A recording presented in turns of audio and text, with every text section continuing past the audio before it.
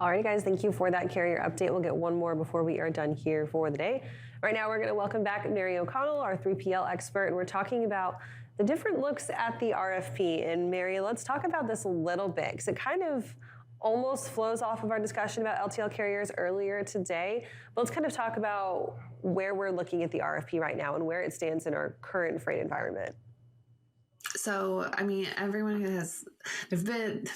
there have probably been and will continue to be a whole bunch of RFPs coming out over the next few weeks, because everyone, now that rates have kind of calmed down and aren't necessarily as highly inflated, that contract market and that regular rate market is going to be a lot more desirable to carriers that might have entered the industry and during the times of highly inflated spot markets.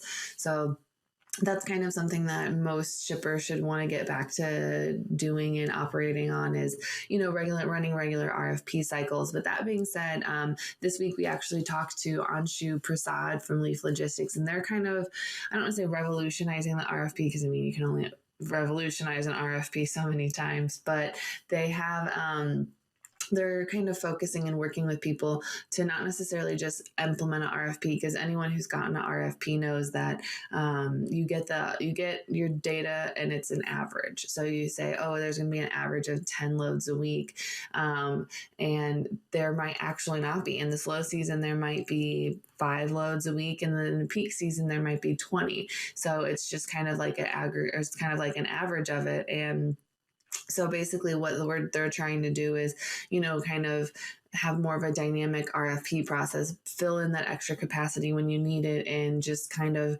present a more accurate representation of your data and your business. While yes, it might only be 5 loads in February, in May it's 20 loads, and then in June it drops back down to maybe 10, and just all the ebbs and flow that comes with a cyclical business.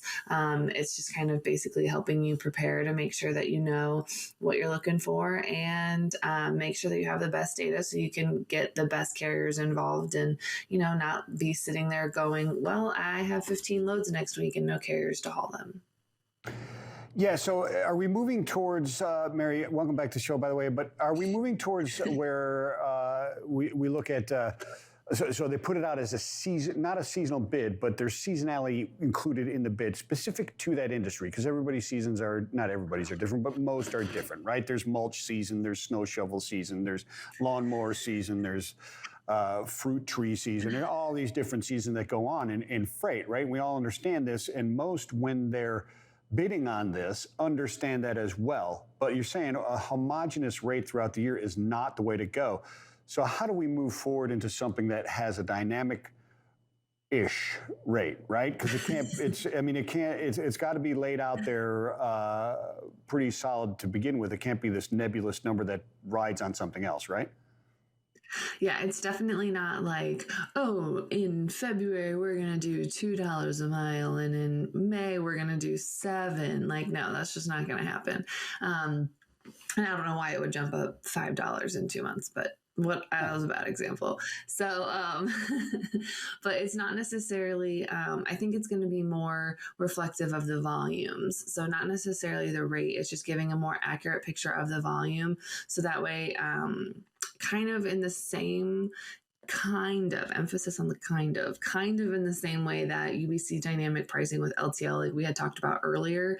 I think there's room in the truckload market to maybe do that with certain RFP business, not necessarily, it's not going to be best for anyone. It's still kind of new and everyone's kind of testing it.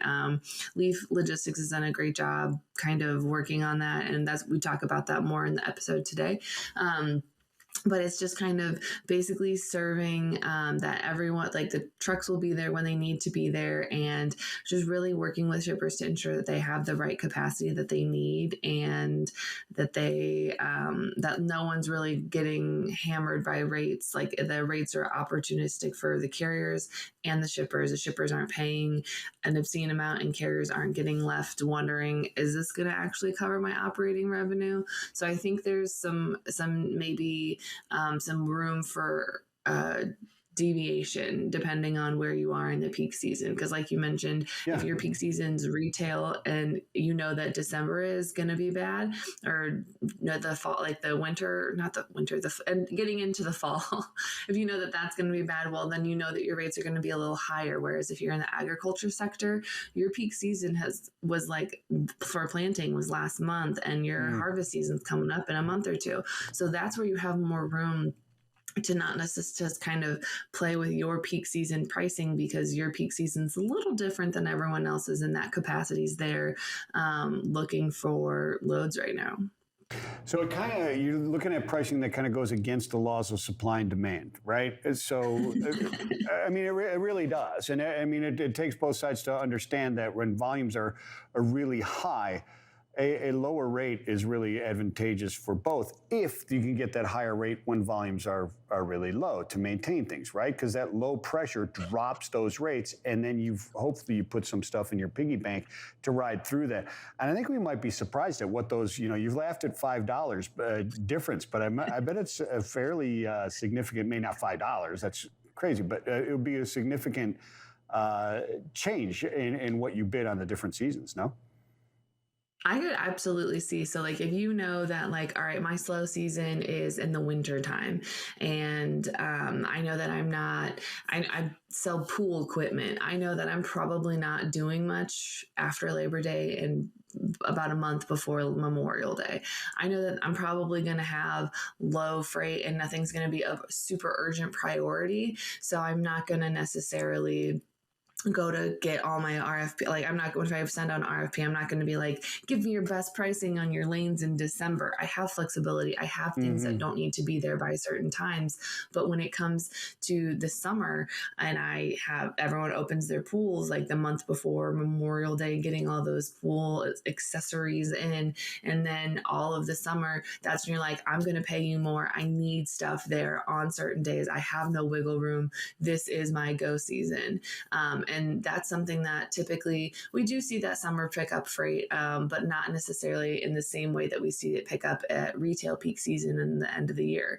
So you could easily be like, all right, well, in the summer, I'm going to, like, if you could, in the winter, if you could come in at $2 a mile, and the summer, if you could come in at $3 a mile or $3.50, that would be great. That way you kind of cover that pricing, because everyone's looking for stuff after the beginning of the year. So if you have some pricing or loads that aren't necessarily crucial, you can get really cheap rates on that, because everyone has just made hand over fist doing retail peak season, where everyone just says, this has to get here now, and they throw money at the problem. Yeah.